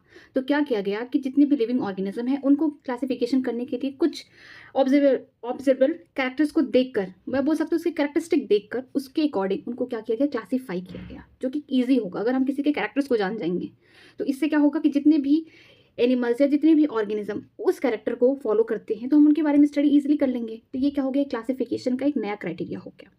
Classification is the process by which anything is group into the convenient category based on the some easily observable character. Classification एक ऐसा प्रोसेस है, कोई भी चीज़ को हम ग्रुप कर रहे हैं किसमें, कन्वेंटल कैटेगरी पे, किसके अकॉर्डिंग कर रहे हैं, अकॉर्डिंग टू सम इजली, हमको इजली जो दिख जा रही, ऑब्जर्वेबल, जो हम इजीली क्या कर ऑब्जर्व कर ले रहे हैं। ठीक है, जितनी भी ऑब्जर्वेबल कैरेक्टर से उसके अकॉर्डिंग यहाँ पे क्या हो रहा है, क्लासिफिकेशन हो रहा है। For example we easily recognise the group of such as plants और एनिमल और डॉग्स, कैट, इंसेक्ट। अगर हम किसी डॉग को देख रहे हैं, इंसेक्ट्स को देख रहे हैं, कैट्स को देख रहे हैं, हमारे दिमाग में उसके कैरेक्टर्स आ जाएंगे तुरंत। The moment we use any this term we associated certain character with the organism in this that group. ठीक है, उसी मोमेंट हमारे दिमाग में अगर हमको बोला गया एलिफेंट, तुरंत उसका कैरेक्टर दिख जाएंगे। एलिफेंट हाथी है, मतलब बहुत बड़ा उसका है बॉडी, मैमल है, ठीक है, बड़े बड़े कान है, बॉडी पे पूरे क्या है, हेयर है, मतलब जितने भी कैरेक्टर उससे रिलेटेड होंगे हमारे दिमाग में उसी मोमेंट में आ जाएंगे। ठीक, आगे देखते हैं।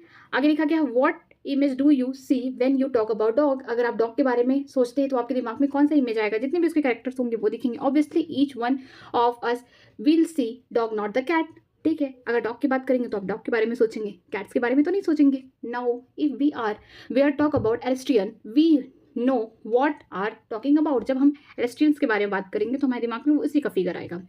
Similarly, suppose we were to say mammal, you would of course think about the animal with external ear and body hair। जैसे ही हम किसी मैमल्स के बारे में बात करेंगे तुरंत आपके दिमाग में कैरेक्टर्स उसके याद आ जाएंगे कि पूरे बॉडी पे क्या है, हेयर है, और कान क्या है, बड़े बड़े हैं। ठीक है, ये क्या है, कैरेक्टरिस्टिक है किसी भी मैमल्स के।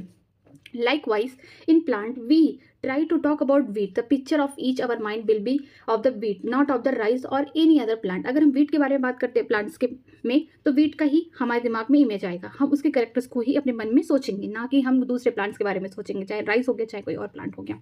Hence all these dog, cat, mammal, wheat, rice, plant, animal etc. are the convented category we use to study organism. जितने भी यहाँ पे एग्जाम्पल दिए, डॉग, कैट हो गया, मैमल हो गया, राइस, व्हीट, प्लांट, एनिमल, इनके सारे कैरेक्टर्स हमारे दिमाग में ही आएंगे उस टाइम, उस मोमेंट में. तो इसी वजह से जो क्लासिफिकेशन है कैटेगरी देख के किया गया है, कैरेक्टर्स को एक जगह रख के किया गया है. ठीक है.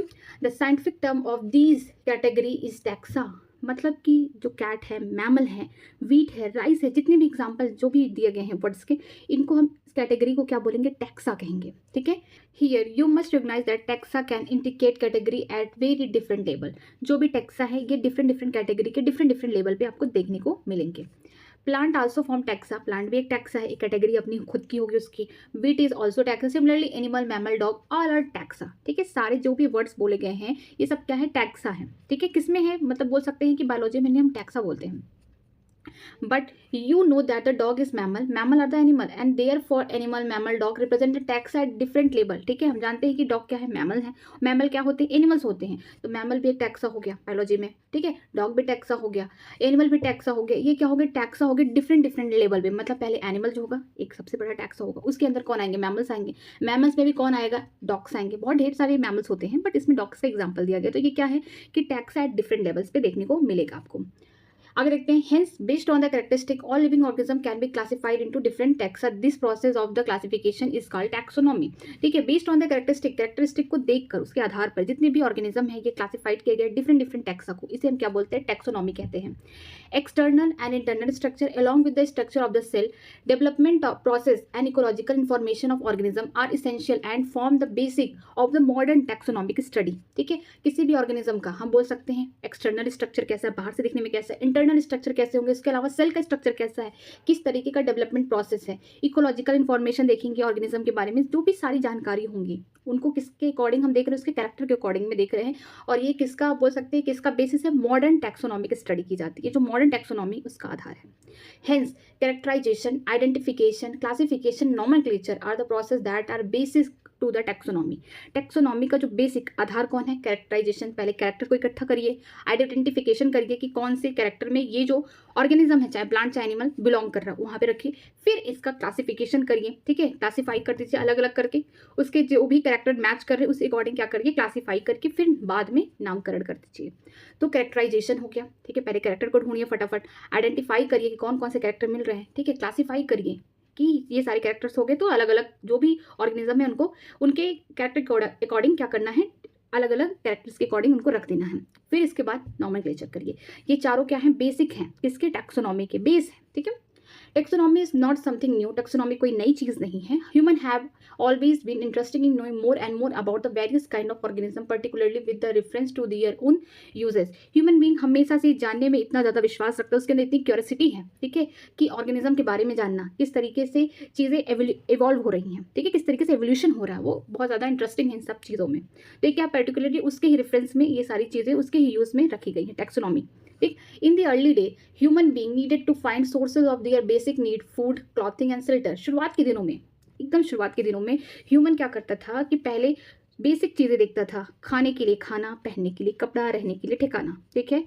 यहाँ पे है फूड, क्लॉथिंग, शेल्टर. ये सारी चीज़ें क्या थी, एक बेसिक आधार थी किसी भी टैक्सोनॉमी की. Hence the earliest classification were based on the uses of various organism. जो सबसे शुरुआती में जो भी क्लासिफिकेशन किया गया, किसके आधार पे किया गया, uses of the various organism. जो चीज़ें यूज़ करता है ऑर्गेनिज्म उसके अकॉर्डिंग. ठीक है. बाद में धीरे धीरे कैरेक्टर्स के अकॉर्डिंग टैक्सोनॉमी की गई.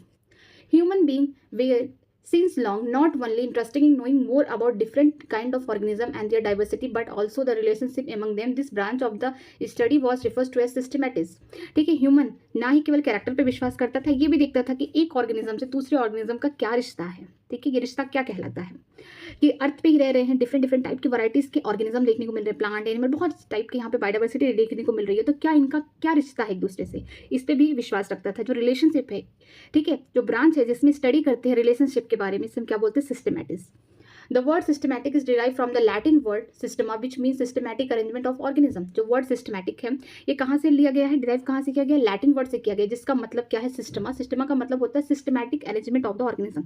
ये सिस्टमिक अरेंजमेंट किया गया है ऑर्गेनिज्म का। Linnaeus uses Systema Naturae as the title of his publication। Linnaeus ने क्या किया, उन्होंने अपनी किताब लिखी, उसका जो पब्लिकेशन था उसका जो टाइटल था क्या था, Systema Naturae। ठीक है, सिस्टमैटिक अरेंजमेंट क्या किसका, नेचर का। The scope of the systematic was later enlarged to include identification, nomenclature and classification। बहुत इंपॉर्टेंट लाइन है, एकदम छिपी हुई लाइन है ये, क्वेश्चन तो अभी तक नहीं है बट आ सकता है। जो स्कोप है किसका, सिस्टमैटिक का, बाद में बढ़ गया। कब बढ़ गया, पहले तो चीज़ें देखी जा रही थी कि रिलेशनशिप किस ऑर्गेनिज्म से क्या है, लेकिन बाद में जो स्कोप है सिस्टमैटिक का बढ़ गया। कैसे बढ़ा, आइडेंटिफिकेशन, नॉमेनक्लेचर और क्लासिफिकेशन को जब बाद में जोड़ दिया गया सिस्टमैटिक के ब्रांच में, तो क्या हुआ, स्कोप बढ़ गया। तो याद रखिए, पहले आइडेंटिफिकेशन होता है किसी चीज़ का, ठीक है, फिर क्लासिफिकेशन होता है, फिर नॉमेनक्लेचर होता है। कैरेक्टराइजेशन को नहीं ऐड किया गया है यहाँ पे, आइडेंटिफिकेशन से ऐड किया गया है, क्लासिफिकेशन से, और फिर बाद में नॉमेनक्लेचर। इसके लिए भी एक ट्रिक है, NIC, निक, या इससे याद कर सकते हैं NIC, निक। ठीक है, इससे नॉमेनक्लेचर, आइडेंटिफिकेशन एंड क्लासिफिकेशन। आगे देखते हैं, systematic take into the account evolutionary relationship between organism. जो सिस्टमैटिक है इसमें इवोल्यूशनरी रिलेशनशिप देखने को मिलती है ऑर्गेनिज्म के बीच में। आगे देखते हैं टेक्सोनॉमिक कैटेगरी। टेक्सोनॉमिक कैटेगरी कौन कौन सी है, classification is not a single step process but involve hierarchy of the step in which each step represent the rank और categories.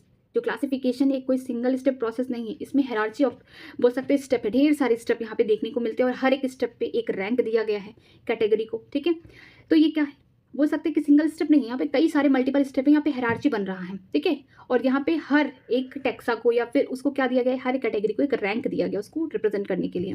Since the taxonomy is part of overall taxonomic arrangement it is called a taxonomic category and all the category together constitute the taxonomic hierarchy. ठीक है, एक category को अगर overall taxonomic arrangement करते हैं तो उसको क्या बोलेंगे, टेक्सोनॉमिक कैटेगरी बोलेंगे। ढेर सारे टेक्सोनॉमिक कैटेगरी अगर एक साथ हैं सीक्वेंस के फॉर्म में, उसे हम क्या बोलेंगे, टेक्सोनॉमिक हायरार्की बोलेंगे। Each category represent the unit of classification, in fact represent the rank and commonly term as the taxon या प्लूरल टैक्सा। ठीक है, कि हर कैटेगरी को हम क्या बोलते हैं, यूनिट ऑफ क्लासिफिकेशन। क्लासिफिकेशन का एक छोटा सा मूल आधार है और ये रिप्रेजेंट करता है रैंक को, या फिर हम कॉमनली कह सकते हैं टैक्सॉन, या प्लूरल फॉर्म में बोल सकते हैं टैक्सा। जैसे हमने देखा था मैमल, ठीक, एनिमल, डॉग, ये सब क्या थे, टैक्सा थे। तो ये इसको हम बोल सकते हैं टैक्सॉन, ये क्या है, यूनिट है क्लासिफिकेशन की। आगे देखते हैं, taxonomic category and hierarchy can be related by N example. यहाँ पे टेक्सोनॉमिक कैटेगरी और हायरार्की को एक एग्जांपल के थ्रू बताया गया है। Insect represent the group of organism sharing a common feature like a 3 pair of the joint leg. अगर इंसेक्ट्स की बात करते हैं तो एक ऐसे ऑर्गेनिज्म है जिनमें 3 पेयर क्या पाए जाते हैं, पैर पाए जाते हैं, लेग्स पाए जाते हैं, वो भी ज्वाइंट। ठीक है, it means insect are recognisable concrete object which can be easily and thus were given a rank और कैटेगरी। इसका मतलब जब भी हम किसी भी इंसेक्ट को देखेंगे तो उसके 3 पेयर जो बोल सकते हैं ज्वाइंट लेग है, उसके आधार पे हम देख सकते हैं कि ये क्या है, इंसेक्ट है। कोई भी ऑर्गेनिज्म अगर देखें उसके पास क्या है, 3 पेयर लेग, वो भी ज्वाइंट है, तो हम उसे क्या बोलेंगे, इंसेक्ट बोलेंगे, और इसे हम एक रैंक या फिर हम कैटेगरी में रखेंगे। Can you name other such group of the organism. क्या इसी तरीके से हम दूसरे ग्रुप के ऑर्गेनिज्म को बता सकते हैं। Remember the group represent category. ठीक है, जो ग्रुप होगा वो किसको रिप्रेजेंट करेगा, कैटेगरी को। And category further denote rank. अगर ढेर सारे ग्रुप है तो ये बताएगा किस कैटेगरी के ग्रुप है। यहाँ पे कॉमर्स वाले हैं कि मैथ वाले हैं कि बायो वाले हैं, ये क्या है, ग्रुप है, तो ये क्या दिखाएगा, कैटेगरी, और कैटेगरी क्या दिखाएगा, रैंक रिप्रेजेंट करेगा। ईच रैंक और tax on in fact represent the unit of classification. Her rank या टेक्सॉन ये किसको रिप्रेजेंट करेगा, यूनिट ऑफ क्लासिफिकेशन को रिप्रेजेंट करेगा। These taxonomic group category are distinct biological entity and not merely morphological aggregate। ये जो taxonomic group है या कैटेगरी है, ये कैसे होते हैं, बायोलॉजिकल आइडेंटिटीज को बताते हैं। ठीक है, ना कि उनके मॉर्फोलॉजिकल एग्रीगेशन को बताते हैं। Taxonomical study all known organisms have led to the development of the common categories such as kingdom, phylum, division in plant में यूज करेंगे, phylum एनिमल्स में, class, order, family, genus and species. ठीक है, जो taxonomical study है इनमें different type के जो एनिमल्स हैं उनका जो डेवलपमेंट है, जो उनकी कैटेगरी है, वो किसके आधार पे है, किंगडम, फाइलम फॉर एनिमल्स, और डिवीजन रहेगा तो प्लांट्स के लिए यूज होगा। Class, order, family, genus and सबसे छोटी जो यूनिट होगी क्लासिफिकेशन की कौन होगी, स्पीसीज होगी। All organism including those in plant and animal kingdom have species as the lowest category. चाहे प्लांट हो चाहे एनिमल हो, जितनी भी ऑर्गेनिज्म हो, अगर उनकी लोवेस्ट कैटेगरी ढूंढी जाए तो कौन होगी, स्पीसीज होगी। ये इंपॉर्टेंट है। Now the question you may ask how to place an organism in various category। अब दिमाग में ये सवाल आ रहा होगा कि किस तरीके से ऑर्गेनिज्म को डिफरेंट कैटेगरी में रखे जाएंगे। The basic requirement is the knowledge of the character of individual और the group of the organism. ठीक है, जो बेसिक रिक्वायरमेंट होगी, हमें जानना होगा कि कौन कौन से कैरेक्टर किस इंडिविजुअल के मिल रहे हैं या फिर किस ग्रुप की ऑर्गेनिज्म है, उसके अकॉर्डिंग इनको डिफरेंट कैटेगरीज में रखा जाएगा। This help in identifying similarity and dissimilarity among the individual of the same kind of organism as well as the other kind of animal. इस kind के identification है, कुछ similarities देखने को मिलेंगी, कुछ dissimilarities देखने को मिलेंगी किसके अंदर, उसी ऑर्गेनिज्म, वहाँ पे जो उसके जैसे जो सेम टाइप के जो ऑर्गेनिज्म हैं, यहाँ जो इंडिविजुअल हैं उनके बीच में भी कुछ सिमिलरिटी है, कुछ डिससिमिलरिटी देखने को मिलेंगी सेम काइंड के ऑर्गेनिज्म में, इसके अलावा दूसरे भी काइंड के ऑर्गेनिज्म में देखने को मिलेगा। अब चलिए स्टार्ट करते हैं। पहला होगा स्पीसीज, फिर जीनस, फिर आएगा फैमिली, इसके आगे फिर हम लोग पढ़ेंगे order, class, phylum, division. Phylum for animal, division जिसके लिए होगा, ये किसके लिए होगा, प्लांट्स के लिए होगा, फिर लास्ट में किंगडम आ जाएगा। तो चलिए स्टार्ट करते हैं स्पीसीज से। स्पीसीज जो होता है सबसे छोटी कैटेगरी होगी, चाहे प्लांट होगी चाहे एनिमल होंगे। Taxonomic study consider as a group of the individual organism with a fundamental similarity, इसे हम कहते हैं स्पीसीज। जो टेक्सोनॉमिक स्टडी है, यहाँ पे ग्रुप ऑफ ऑर्गेनिज्म है जिनमें फंडामेंटल सिमिलरिटीज दिखेंगी, हम इसे क्या बोलेंगे, स्पीसीज बोलेंगे। One should be able to distinguish one species from the other closely related species based on the distinct morphological differences. हम ये भी देख सकते हैं कि स्पीसीज के अंदर एक दूसरे से जो ऑर्गेनिज्म, जो इंडिविजुअल एक दूसरे से मिलते जुलते हैं, उनमें भी कुछ डिफरेंसेस देखने को मिल सकते हैं मॉर्फोलॉजिकली बाहर से देखने में। Let us take an example, यहाँ पे देखिए कंसीडर करते हैं, जैसे मैग्निफेरा इंडिका हो गया, solanum tuberosum potato, panthera leo for lion. ठीक है, जो मैग्निफेरा इंडिका है इसका इस मैंगो का नाम है, सोलैनम ट्यूबेरसम जो होगा पोटैटो का नाम है, पैंथरा लियो जो है लायन का नाम है। All three name indica, tuberosum, leo represent the specific epithet, while the first word mangifera, solanum, panthera are the genera and represent the another higher level of the taxon और category। ठीक है, जो आगे के 3 words हैं, ठीक है, और पीछे के 3 वर्ड्स हैं, हमको पहले से पता है, जो मैग्निफेरा हो गया, सोलैनम हो गया, पैंथेरा हो गया, क्या होंगे, जीनस होंगे। लेकिन इंडिका हो गया, ट्यूबेरसम हो गया, लियो हो गया, ये क्या होंगे, किसको रिप्रेजेंट करेंगे, स्पीसीज को रिप्रेजेंट करेंगे। तो यही लिखा गया है कि indica, tuberosum, leo represent species epithet, और जो फर्स्ट वर्ड है मैग्निफेरा, सोलैनम, पैंथेरा, ये क्या है, जीनस है या जनरा है, इनको रिप्रेजेंट करेंगे। ठीक है, और यहाँ पे लिखा है जनरा जो होता है ये रिप्रेजेंट करता है another high level of tax on और कैटेगरी, मतलब कि जीनस से ऊपर हाई लेवल पे जाएंगे जो टेक्सॉन कैटेगरी है, कौन है, जीनस या जनरा है। Each genus has one or more than one specific epithet representing different organism but having morphological similarity, मतलब कि एक जीनस के पास ढेर सारे स्पीसीज हो सकते हैं और ये क्या है, हायर लेवल पे हैं। ये भी देखने को मिलेगा कि इनकी जो मॉर्फोलॉजिकल सिमिलरिटी भी एक दूसरे से है। For example Panthera has another specific epithet. ठीक है, पैंथेरा के पास दूसरे भी जीनस है जैसे कि टिग्रिस फॉर टाइगर, सोलैनम के पास कुछ दूसरे बोल सकते हैं स्पीसीज जैसे निग्रम, मकोए, ठीक है, और मेनेंजोना जो होते हैं बैगन। ठीक है, अगर कहीं भी पैंथेरा लियो लिखा गया लायन, पैंथेरा टिग्रिस फॉर बोल सकते हैं टाइगर के लिए, सोलैनम ट्यूबेरसम होगा तो पोटैटो के लिए होगा, सोलैनम निग्रम होगा मकोए के लिए होगा, सोलैनम मेलिंगोना होगा ब्रिंजल के लिए होगा। Human being belong to the species sapiens which is group in the genus homo. जो ह्यूमन बींग है उनकी जो स्पीसीज है सैपियंस है और इनका जो जीनस है वो होमो है। The scientific name of the human being, अगर साइंटिफिक नेम ह्यूमन बींग के लिखे तो क्या होगा, होमो सैपियन। अगर हाथ से लिख रहे हैं तो सिंगल सिंगल अंडरलाइन करना, सेपरेटेड। ठीक है, आगे देखते हैं जीनस के बारे में। Genus comprises a group of related species which has more character in common comparison to the species of the other genera. जो जीनस है इनमें ढेर सारे क्लोजली रिलेटेड स्पीसीज आके इकट्ठा हो जाएंगे और इनमें मोर कैरेक्टर देखने को मिलेंगे जो एक दूसरे से बहुत कॉमन होंगे as compare to the species. मतलब यहाँ पे जनरल कैरेक्टर क्या होंगे, ज़्यादा होंगे स्पीसीज से। ठीक है, we can say that genera aggregate of the closely related species. हम ये भी कह सकते हैं कि ग्रुप ऑफ रिलेटेड स्पीसीज, इसे हम जनरा कह सकते हैं या जीनस कह सकते हैं। For example potato and brinjal are 2 different species but both belong to the genus Solanum. अगर एग्जाम्पल की बात करते हैं पोटैटो ब्रिंजल, ये क्या है, 2 डिफरेंट स्पीसीज हैं लेकिन इनके जो जीनस है एक है, कौन है, सोलैनम है।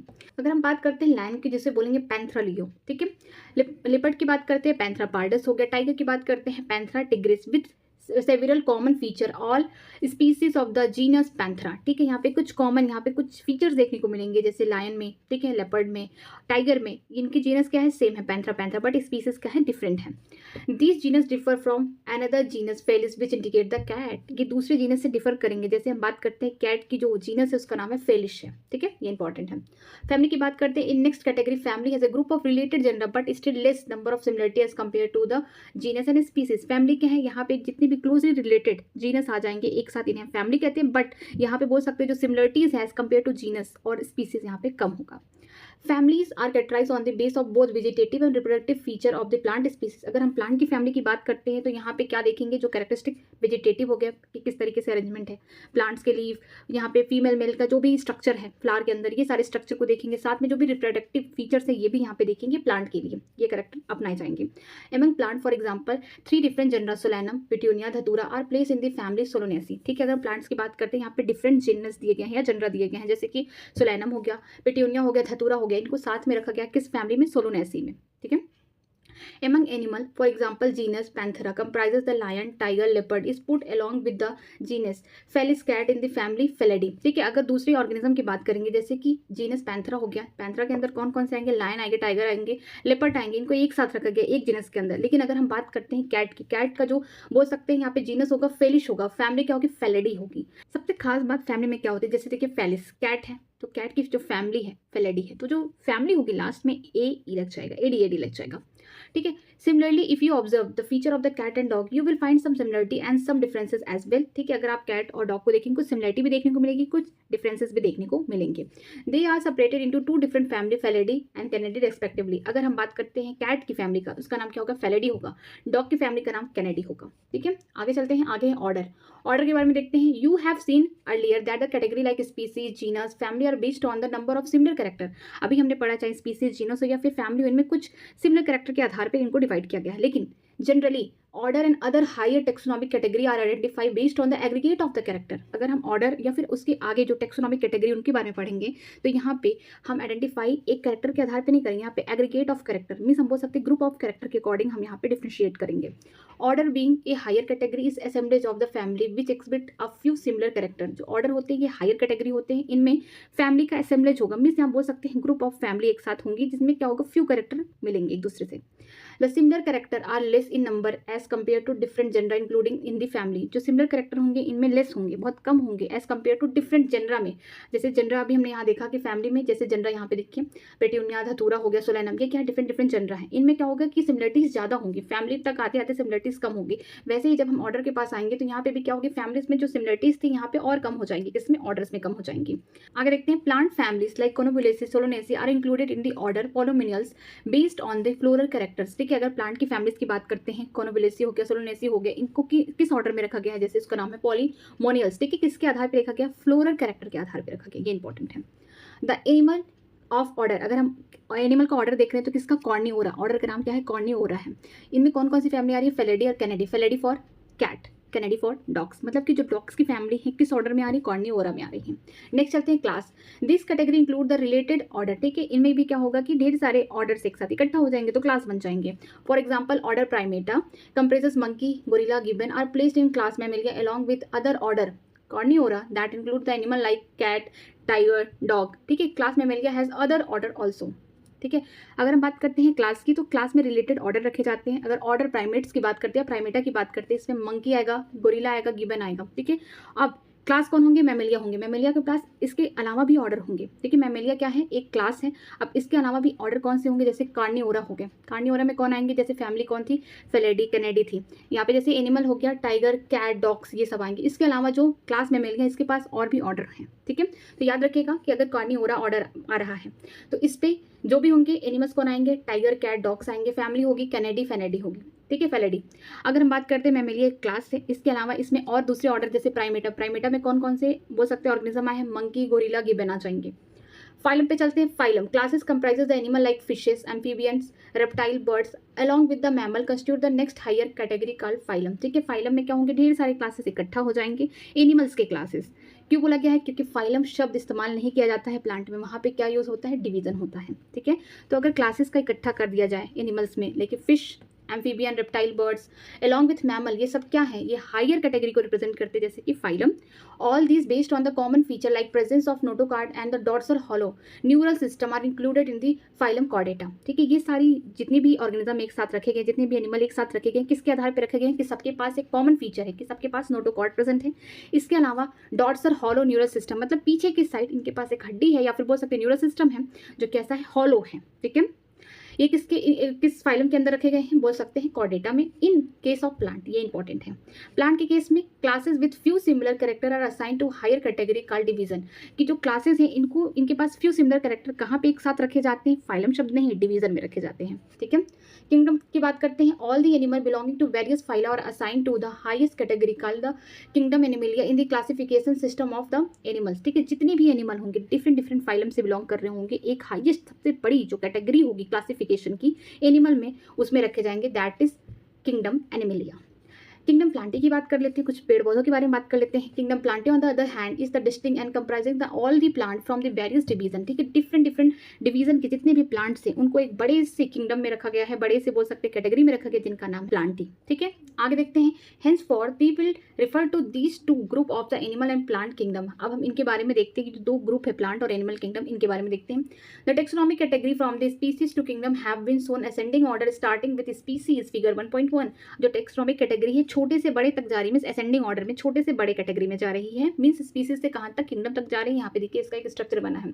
Taxonomic category showing the hierarchical arrangement in the ascending order, छोटे से बड़े, छोटे से बड़े का मतलब यहाँ पे छोटा होगा, फिर यहाँ पे धीरे धीरे धीरे धीरे धीरे धीरे यहाँ पे बोल सकते हैं कि कैरेक्टर्स या फिर कैटेगरी बड़ी होती जा रही है। ये जो होगा स्पीसीज, जो सबसे बोल सकते हैं लोवेस्ट कैटेगरी है किसका, क्लासिफिकेशन की यूनिट का। स्पीसीज में आप जनरल बोल सकते हैं सिमिलर फंडामेंटल कैरेक्टर देख सकते हैं। जीनस में क्या होगा, ढेर सारे ग्रुप ऑफ स्पीसीज एक साथ हो जाएंगे। फैमिली में क्या होगा, ढेर सारे जीनस ये ग्रुप में होते होते जाएंगे, ऊपर बढ़ते रहेंगे, बस ग्रुप में होगा। बट प्रॉब्लम क्या होगी, यहाँ पे जनरल कैरेक्टर यहाँ पे बढ़ेगा, लेकिन सिमिलर कैरेक्टर क्या होगा, घटेगा। सिमिलरिटी जो होगी बोल सकते हैं दो सेम ऑर्गेनिज्म की, अगर मान लीजिए जीनस में दो सेम ऑर्गेनिज्म है, सेम जीनस से है, तो उनमें क्या होगी, सिमिलरिटी घटती जाएगी, बट जनरल कैरेक्टर क्या होगा, बढ़ता जाएगा। फिर ऑर्डर में क्या होंगे, फैमिलीज का बोल सकते हैं यहाँ पे असेंबलेज होगा। ठीक है, यहाँ पे कैरेक्टर को, यहाँ पे तो कैरेक्टर देख रहे हैं, यहाँ पे बोल सकते हैं ग्रुप ऑफ कैरेक्टर के अकॉर्डिंग यहाँ पे क्या होगा, डिफरेंशिएट किया जाएगा। फिर क्लास होगा phylum for animal, division for the plants. फिर बड़ा, सबसे बड़ा जो बोल सकते हैं कैटेगरी, दैट इज किंगडम। हम ये बता दें कि अगर स्पीसीज से किंगडम की तरफ जाएंगे, ठीक है, छोटे कैटेगरी से बड़े कैटेगरी की तरफ जाएंगे, तो जो कॉमन कैरेक्टर होगा, कॉमन कैरेक्टर जो होगा वो डिक्रीज होगा, घटेगा। लेकिन स्पीसीज से किंगडम की तरफ जाएंगे, जो जनरल कैरेक्टर होगा वो क्या होगा, इंक्रीज होगा। याद रखिए कि जो सबसे कॉमन कैरेक्टर, अगर मान लीजिए फैमिली और स्पीसीज में देखने को रहेगा तो कॉमन कैरेक्टर यहाँ ज्यादा होंगे, लेकिन अगर जनरल कैरेक्टर की बात करेंगे तो यहाँ पे क्या होगा, फैमिली में जनरल कैरेक्टर क्या होगा, इंक्रीज होगा, बढ़ता रहेगा। आगे चलते हैं, आगे क्या लिखा गया है। These are the broad category, ये जो कैटेगरीज होती हैं ब्रॉड होती हैं। However, taxonomists have also developed sub category in these hierarchy to facilitate more sound and scientific placement of various taxa। Taxonomist ने ढेर सारी सब कैटेगरीज भी बनाई हैं। इसके अलावा सब कैटेगरीज का मतलब कि बोल सकते हैं फैमिली और जीनस के बीच में कोई सब कैटेगरी, जैसे कि ट्राइब हो गया। ठीक है, जो ट्राइब क्या है, सब कैटेगरी किसके बीच में आ रही है, फैमिली और जीनस के बीच में आ रही है। तो सब कैटेगरीज भी बनाए गए हायरार्की में, ताकि और अच्छे से साइंटिफिक चीज़ें हमें पता चले डिफरेंट डिफरेंट टैक्सा के बारे में। Look at this hierarchy figure 1.1, you can recall the basis of arrangement. हमने देखा हायरार्की कहाँ, फिगर 1.1 में। अब यहाँ पे कुछ बेसिक अरेंजमेंट जो है उसके बारे में देखते हैं। Say for example, as we go higher from species to kingdom, the number of common character goes on decreasing. ठीक है, ये बात मैंने पहले ही बता दिया कि जैसे ही हम बोल सकते हैं स्पीसीज से किंगडम की तरफ जा रहे हैं, मीन्स हम लोग लोवेस्ट कैटेगरी से हाईएस्ट कैटेगरी की तरफ जा रहे हैं, जो कॉमन कैरेक्टर है वो घटता जा रहा है, लेकिन जनरल कैरेक्टर जो होगा स्पीसीज से किंगडम की तरफ जाते हुए बढ़ेगा। तो याद रखिए, जब भी कॉमन कैरेक्टर की बात किया जाएगा तो स्पीसीज से किंगडम की तरफ क्या होगा, डिक्रीज होगा कॉमन कैरेक्टर, लेकिन जो जनरल कैरेक्टर होगा वो क्या होगा, इंक्रीज होगा। ओके, आगे चलते हैं। Lower the taxa more the characteristic that the member with in the taxon share. जितना कम टैक्सा होगा, मीन्स जितना लोवेस्ट कैटेगरी होगा, उतने ही कैरेक्टर जो होंगे इंडिविजुअल के बीच में क्या होंगे, मिलेंगे, मीन्स कॉमन कैरेक्टर मिलेंगे। Higher the taxa greater is difficulty of determine the relationship to the other taxa at the same level, hence the problem of classification become more complex. ठीक है, जैसे जैसे आप हायर कैटेगरी में जाएंगे, जो common character है वो घटता हुआ जा रहा है। यहाँ पे देखिए, जैसे जैसे आप यहाँ पे हायर कैटेगरी में जा रहे हैं, यहाँ पे कॉमन कैरेक्टर क्या होगा, घटता हुआ जा रहा है, क्योंकि यहाँ पे बहुत डिफिकल्टीज हो रही हैं कि एनिमल के बीच में सिमिलर कैरेक्टर को ढूंढ पाना। बट जनरल कैरेक्टर क्या हो रहा है, इंक्रीज हो रहा है। लेकिन लोवेस्ट कैटेगरी में क्या था कि अगर लोवेस्ट में है स्पीसीज की बात करते हैं, जितने भी यहाँ पे मेंबर होंगे, जितने भी इंडिविजुअल होंगे, ऑर्गेनिज्म होंगे, उनके बीच में जो कॉमन कैरेक्टर होगा वो क्या होगा, ज्यादा होगा। आप बहुत अच्छे से देख पाएंगे। आगे देखते हैं, यहाँ पे कुछ कॉमन ऑर्गेनिज्म के नाम दिए गए हैं, जैसे house fly, man, mango, wheat. ठीक है, इनमें बायोलॉजिकल नेम क्या है, जीनस क्या है, फैमिली है, ऑर्डर, क्लास, फाइलम, डिवीजन क्या है, इसके बारे में देखते हैं। ये बहुत इंपॉर्टेंट टेबल है, इसको याद कर लीजिएगा। जैसे मैन है, इसका जो बायोलॉजिकल नेम है होमो सैपियन। होमो मतलब जीनस, सैपियन का मतलब स्पीसीज को बता रहा। होमो देखिए एच कैपिटल है, सैपियन जो होता है स्मॉल लेटर से स्टार्ट होता है। अगर हाथ से लिख रहे हैं तो यहाँ पे सिंगल सिंगल अंडरलाइन करेंगे, अगर आप इटैलिश लिख रहे हैं तो कोई अंडरलाइन नहीं करना है। ठीक है, जीनस की बात करते हैं, होमो हो गया, फैमिली होमोडी हो गया, ऑर्डर क्या हो गया, प्राइमेटा हो गया, क्लास मैमेलिया हो गया। यहाँ पे बोलेंगे फाइलम क्या हो, कॉर्डेटा हो गया, अगर किंगडम की बात करेंगे एनिमेलिया हो जाएगा। हाउस फ्लाई की बात करते हैं, मस्का डोमेस्टिका बायोलॉजिकल नेम है, सेम वही होगा जैसे मैंने बताया, जीनस हो गया, स्पीसीज हो गया, सब कुछ वही होगा बायोलॉजिकल नेम के, जितनी भी वो सारे प्रिंसिपल्स थे। ठीक है, जीनस की बात करते हैं, मस्का हो गया, स्पीसीज डोमेस्टिका हो गया, फैमिली मस्केडी हो गया। फैमिली में देखिए लास्ट में ए लग रहा है, देखिए ए लग रहा है, सब में कॉमन होगा।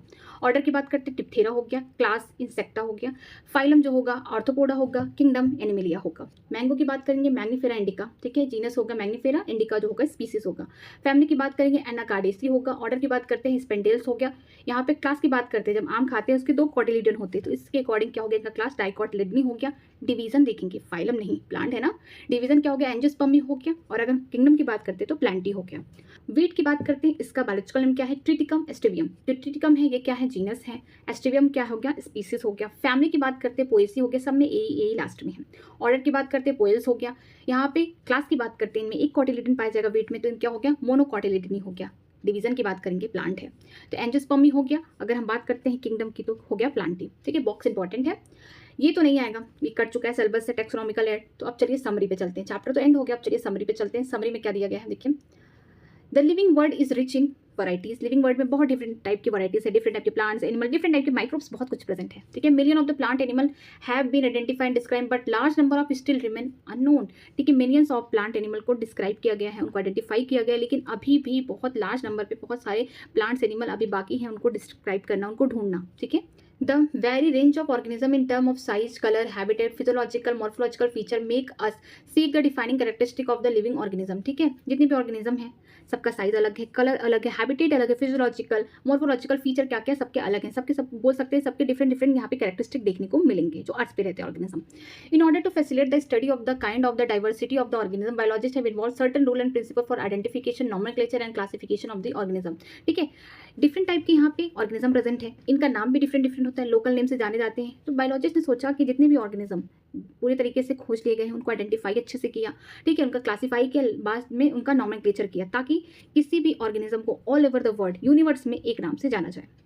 आगे देखते हैं, the branch of the knowledge dealing with this aspect is refers to taxonomy. Identification, nomenclature, classification, characterization, ये सारी जो चीज़ें कर रही हैं, जो ब्रांच कर रहा है कौन है? टैक्सोनॉमी है। The taxonomic study of the various species of plant animal are useful in agriculture, forestry, industry and in general for the knowing our bio resources and their diversity. ठीक है, जो टैक्सोनॉमिक स्टडी है various species plant animal की, बहुत useful है। कहाँ? Agriculture में, forest में, इंडस्ट्रीज में, और जनरल हम नॉलेज जान सकते हैं कि कौन कौन से बायो रिसोर्सेज हैं, उनमें इनका बहुत ज़्यादा योगदान है। ठीक है, the basic of the taxonomy like identification, naming, classification of organism are universally involve under the international code. ठीक है, जो बेसिक है किसकी? टैक्सोनॉमी का, जो बोल सकते हैं मूल आधार है, कौन है? आइडेंटिफिकेशन। किसी भी ऑर्गेनिज्म को पहले आइडेंटिफाई करिए, ठीक है, क्लासीफाई करिए, फिर बाद में उनका नाम रखिए। तो बोल सकते हैं आइडेंटिफिकेशन, क्लासिफिकेशन और नॉमेनक्लेचर, ये क्या है? ऑर्गेनिज्म को यूनिवर्सली एक्सेप्ट किया गया, किसके अकॉर्डिंग किया गया है? यहाँ पे इंटरनेशनल कोड दिए गए हैं, जैसे ICBN international code for botanical nomenclature, ICZN था international code of zoological nomenclature था, इसके अकॉर्डिंग दिया गया है। Based on the resemblance and the distinct differences, each organism is identified and assigned the correct scientific biological name comprises the two word as per binomial system of nomenclature। ठीक है, कुछ बोल सकते हैं चीज़ें सिमिलरिटीज देखी गई, कुछ डिफरेंसेस देखा गया हर ऑर्गेनिज्म के। ठीक है, उनका एक करेक्ट साइंटिफिक नेम रखा गया। अगर दो वर्ड का है, मतलब दो कंपोनेंट है नेम में, बायोलॉजिकल नेम में, जैसे पहला कौन है? जीनस है, दूसरा कौन है? स्पीसीज है, तो हम इस नॉमेनक्लेचर को क्या बोलते हैं? बाइनोमियल सिस्टम ऑफ नॉमेनक्लेचर कहते हैं। और इसको किसने दिया था? इसको दिया था कैरोलस लिनियस ने दिया था। जो पहला वाला कंपोनेंट होगा जीनस को रिप्रेजेंट करेगा, दूसरा कंपोनेंट जो होगा बायोलॉजिकल नेम का वो स्पीसीज को रिप्रेजेंट करेगा।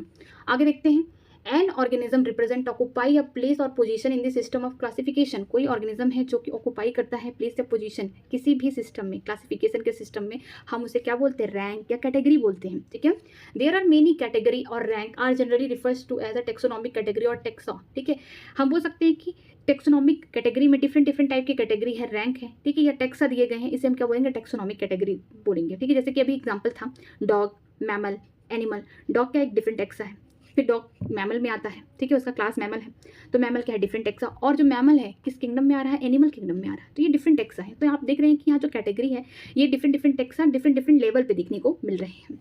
All the categories constitute the taxonomic hierarchy. जितनी भी कैटेगरीज है, चाहे स्पीसीज हो गया, जीनस हो गया, फाइलम हो गया, क्लास हो गया, ऑर्डर हो गया, किंगडम हो गया, क्या डिफरेंट डिफरेंट क्या है? ये कैटेगरीज है, ये एक साथ अगर रह जाएं, ठीक है, kingdom, phylum, class, order, genus, species, एक साथ ये डिफरेंट डिफरेंट कैटेगरी आ जाए तो इसे बोलेंगे टेक्सोनॉमिक हियरार्ची। ठीक है, चैप्टर एंड हो गया है, ये वाला पढ़ने की जरूरत नहीं है। अगर आप कह रहे हैं तो एक बार मैं पढ़ लेती हूँ। चलिए, taxonomic have been develop a variety of taxonomical aid to facilitate the identification, nomenclature, classification of organism. जो टेक्सोनॉमिस्ट है ये बहुत इंपॉर्टेंट इसलिए है क्योंकि एड का मतलब क्या है? इन्फॉर्मेशन को क्या कर रहा है? डिसिमिनेट कर रहा है, ताकि पता चले identification, naming, classification of organism इस पे। ठीक है, these study are carry out from the actual specimen which are collected from the field and preserve at the reference in the form of herbaria, museum and botanical garden and zoological park. जो different different studies किए गए हैं किस पे? Actual specimens पे। उनको collect कहाँ से गए? फील्ड से। उनको प्रिजर्व कहाँ किया गया है? हर्बिया में किया गया है। ठीक है, हर्बेरियम में क्या होता है कि कोई प्लांट है उसको सुखवा के एक फाइल होती है उस पर उसको चिपका दिया जाता है, जो भी उसका नेम होता है, बोटेनिकल नेम, किसने ढूंढा है। ठीक है, कलेक्टर मतलब जो कलेक्ट किया है, किस डेट पे किया, उसके बारे में सारी इन्फॉर्मेशन रहती है, क्या फैमिली है, ये सब किया जाता है। म्यूजियम में तो हर कोई गया होगा, म्यूजियम में वही सारी पुरानी चीज़ें को रखी जाती हैं प्रिजर्व करके, ताकि हम उसके बारे में जानें। बोटेनिकल गार्डन में हर कोई गया कि वहाँ पे सिर्फ प्लांट्स रहते हैं, वो भी लिविंग रहते हैं, उनके पूरे खानदान का नाम लिखा रहता है कि कौन से फैमिली के हैं, क्या इनका बोटेनिकल नेम है, क्या सब कुछ लिखा रहता है डिटेल में। एनिमल में का भी वही होता है, जूलॉजिकल पार्क हर कोई गया है, जू में, ठीक है। It required a special technique for the collection and preservation of specimen in the herbaria and museum, ठीक है। यहाँ पे बोल सकते हैं कि हर्बेरियम या फिर म्यूजियम में जब भी जाएंगे तो वहाँ पे एक स्पेशल टेक्निक का इस्तेमाल किया जाता है, ताकि जो भी स्पेसिमेन है उनको अच्छे से कलेक्ट करके प्रिजर्व करके रखा जाए। क्योंकि हम जानते हैं हर्बेरियम या म्यूजियम है, वहाँ पे डेड स्पेसिमेन रहते हैं, लिविंग तो रहते नहीं है। Live specimen on the other hand plant and animal are found in botanical garden and zoological park. जो लाइव स्पेसिमेन है, चाहे प्लांट हो गए चाहे एनिमल, प्लांट्स को कहाँ रखे जाएंगे, बोटेनिकल गार्डन में रखे जाते हैं, और एनिमल्स की बात करते हैं इनको जूलॉजिकल पार्क्स में रखे जाते हैं। Taxonomist also prepare and disseminate information through manuals and monograph for the further taxonomical study. Taxonomy ने क्या किया कि कुछ इन्फॉर्मेशन प्लांट्स, एनिमल, जो भी स्पीसीज है उनके बारे में इन्फॉर्मेशन लोगों को बताने के लिए मैनुअल्स या मोनोग्राफ के थ्रू क्या किया, डिसेमिनेट करना स्टार्ट कर दिया। जैसे अगर आप कहीं मार्केट में गए, आपने फ्रिज खरीदा, ठीक है, रेफ्रिजरेटर खरीदा, एक छोटा सा आपको बुकलेट मिलता है कि आपको इस्तेमाल कैसे करना है, क्या क्या इसमें फीचर्स हैं, कैसे आप कूल कर सकते हैं, कैसे आप टेम्परेचर कम कर सकते हैं या ज़्यादा कर सकते हैं अपने अकॉर्डिंग, ठीक है, फ्रिज में। तो क्या, एक छोटा सा मैनुअल दिया जाता है ताकि आप सारी जितनी भी फंक्शनिंग है, किस तरीके से काम करना है मशीन पे, कैसे इसको स्टार्ट करना है, क्या है, सब कुछ कहाँ रहता है, एक छोटे से मैनुअल में लिखा रहता है। तो इसी तरीके से टेक्सोनॉमिस्ट ने भी क्या किया, एक छोटे से मैनुअल मोनोग्राफ के थ्रू जो टेक्सोनॉमिक स्टडीज़ है उसको डिसेमिनेट करना स्टार्ट कर दिया।